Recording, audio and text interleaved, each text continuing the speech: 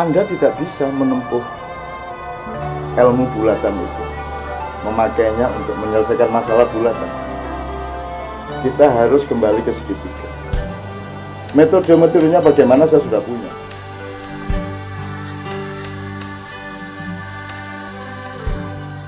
Ada gambar bulatan terus berada di dalam segitiga.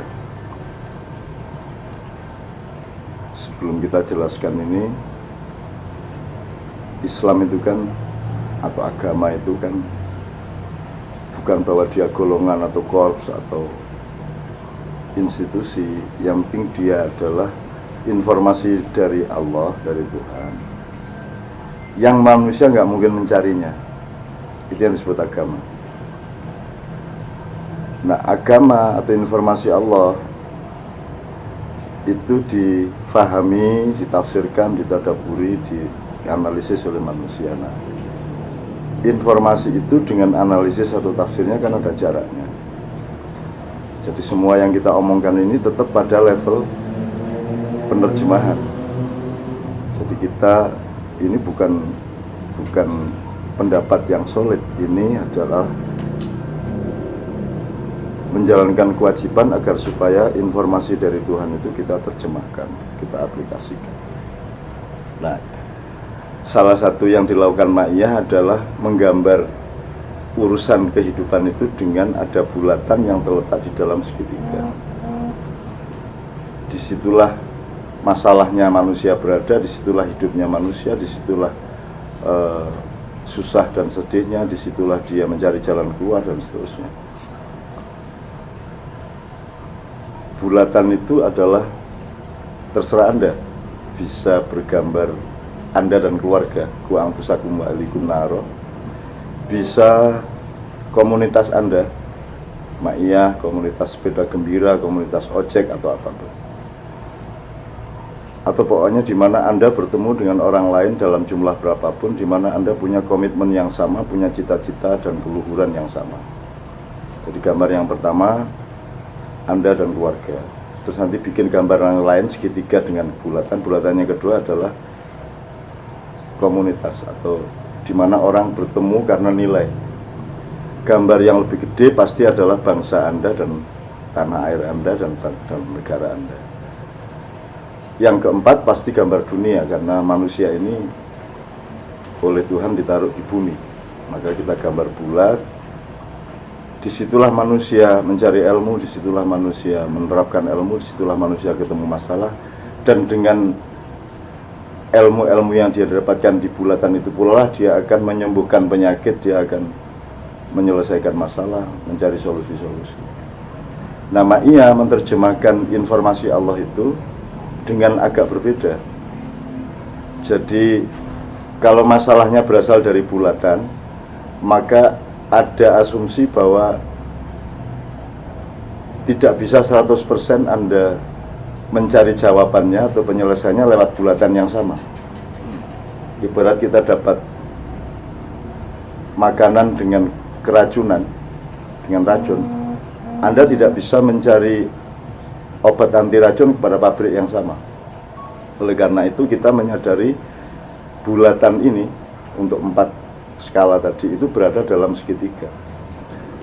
Nah, ini kan ilmu dasar Ma'iyah sejak awal. Segitiga itu titik atasnya Allah, titik kirinya Rasulullah, titik kanannya kita. Nah, kita dengan bulatan yang mana terserah, tapi berlakunya sama. Dialektika antara, kita sebutkan percintaan segitiga, cinta segitiga. Karena ini ada sebab akibat, ada bebrayan atau pergaulan, atau ada dialektika. Jadi kita misalnya minta sama Tuhan, bergantung sama Tuhan, itu Tuhan mempersyaratkan, ya tapi saya punya kekasih, kalau kamu tidak concern sama kekasih saya juga ogah-ogahan mengabulkan.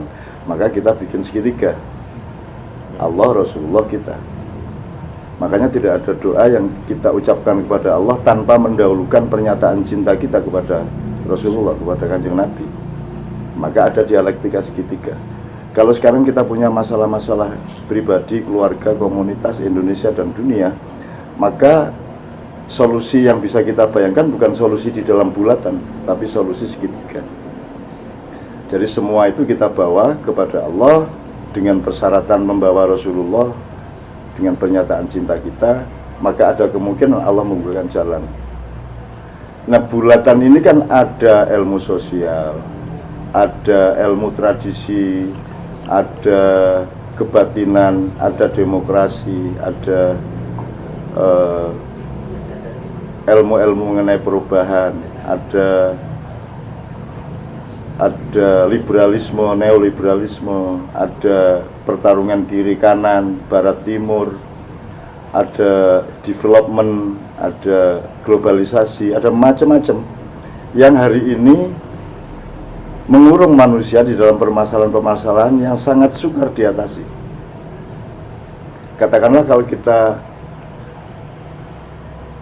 persempit dari dunia ke Indonesia, nanti mungkin kita belum bersempit ke diri kita dan keluarga misalnya.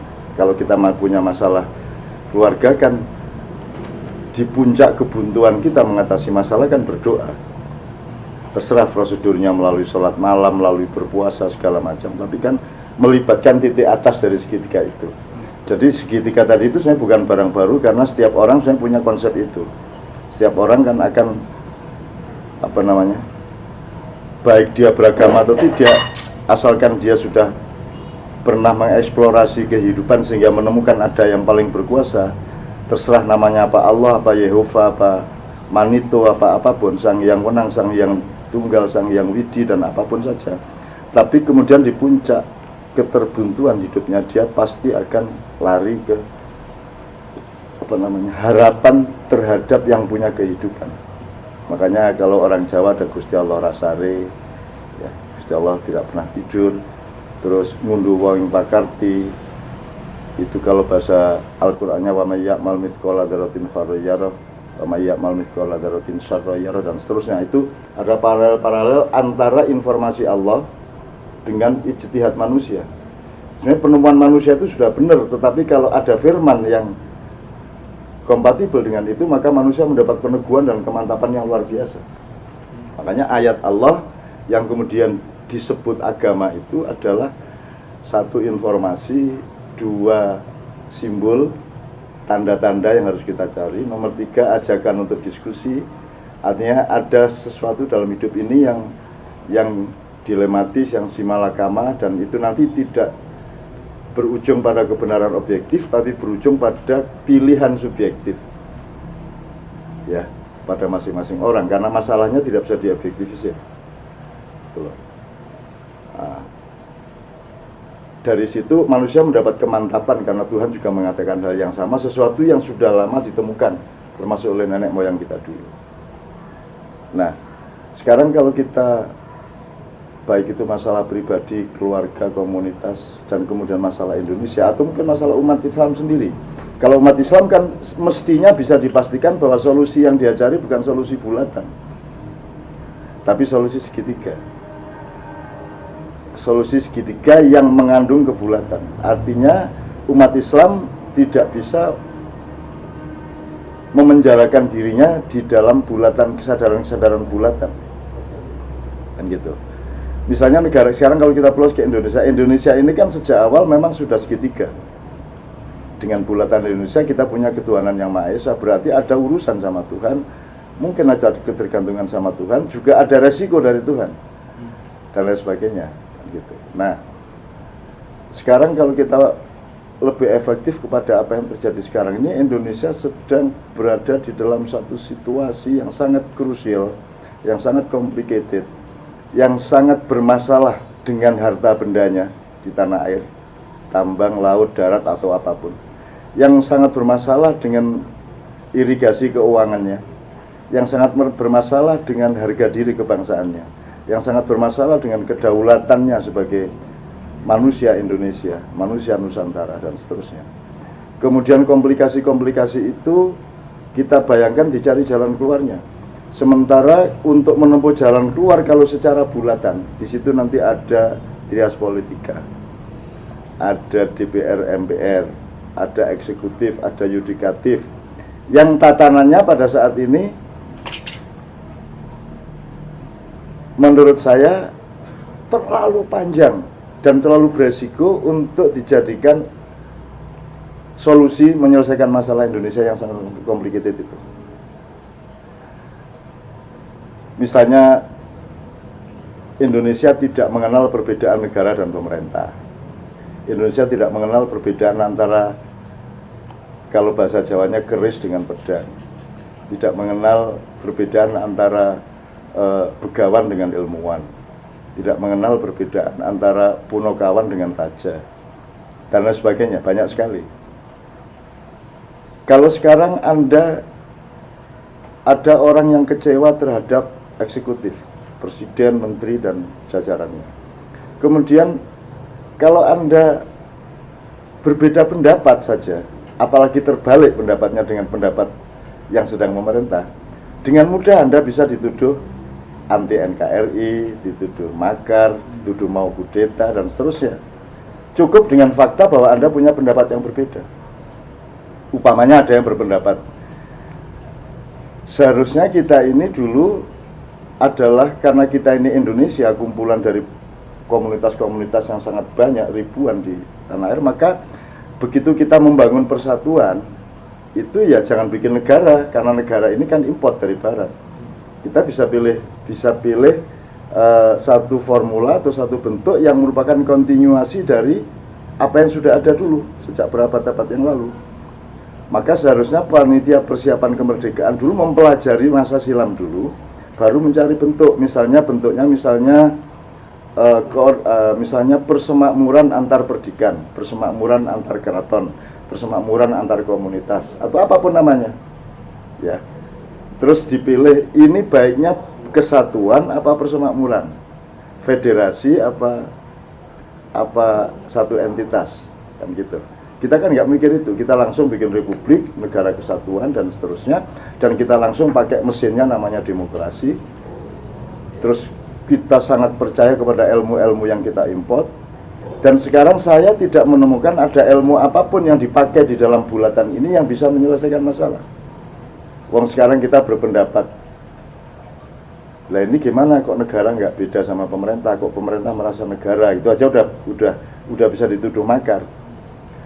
Terus kita bilang NKRI harga mati, sementara kita sudah membuat dia tidak berharga mati. Kita bilang UUD 45, yang faktual kan UUD 2002. Lebih iki. Katanya harga mati, ke UUD-nya bukan UUD 45 tapi 2002. Jadi kita tuh juga tidak jelas etimologi dan kesadaran harafiah saja terhadap kata. Kita bilang harga mati tapi sudah kita jual habis. Gitu. Mungkin kita jual, maksudnya harga mati kita jual dengan kematian, kematian martabat, kematian kekayaan, kematian segala macam. Nah, sekarang kalau kita fokuskan lagi ke ini, gimana jalan keluarnya ini? Sekarang negara itu dulu katanya dibikin untuk supaya semua orang yang bergabung di situ terlindung. Terlindung itu maksudnya Anda punya hak primer terhadap tanah. Yang kalau tamu boleh kita tampung, tapi dia tidak punya hak primer terhadap tanah air ini, kan gitu. Atau negara itu yang mengatur stabilitas harga, yang pedoman utamanya adalah rakyat tidak diberatkan. Apa yang disebut rakyat itu petani tembakau kayak petani berambang, kayak petani kopi, kayak apa segala macam. Kan ada tiga, satu yang menanam, dua yang membuat hasil tanaman itu menjadi komoditi yang berkembang dari asli dari tanahnya, kemudian yang menjual atau memasarkan. Negara seharusnya mempersatukan tiga ini. Petani itu berkoalisi sama kreator atau teknologi hasil pertanian, kemudian bersatu dengan atau dalam satu rangkaian yang simbiose mutualistik dengan yang ketiga, yaitu yang memasarkan, yang menjual, kan gitu. Negara memelihara kesatuan tiga ini. Sekarang yang terjadi kan sampean yang nanam, entah siapa yang kulaan, kemudian dia entah nyewa siapa untuk dibikin, misalnya padi menjadi apa, sapi disembelih, diternakkan, disembelih terus menjadi kulitnya dijual, dagingnya dijual segala macam, itu yang kedua. yang sina'ah, yang pertama ziro'ah, yang ketiga tijarah. Tiba-tiba nanti petani harus beli barang yang dibikin oleh kedua tadi, yang bahan mentahnya adalah dia yang tanam dulu, tapi dia harus membeli dengan harga yang jauh lebih mahal daripada, sementara dia sendiri tidak punya peluang untuk menjual sebagaimana yang dia beli, dengan harganya sebagaimana dia beli.